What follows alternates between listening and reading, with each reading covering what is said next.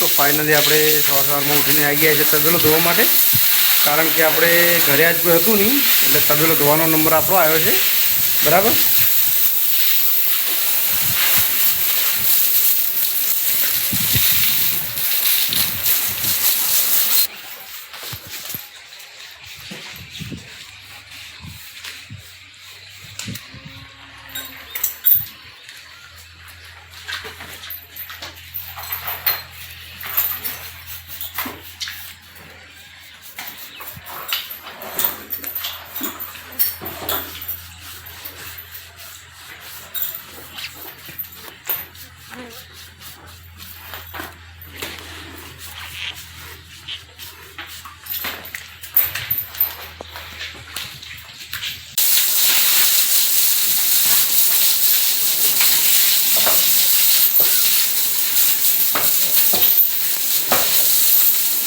આપણે તબેલો ધોવાનું કામ થઈ ગયું છે પૂરું. હવે નાખવાની છે સાર, એ આપણે નહીં નાખવાની, મમ્મી નાખી દે છે.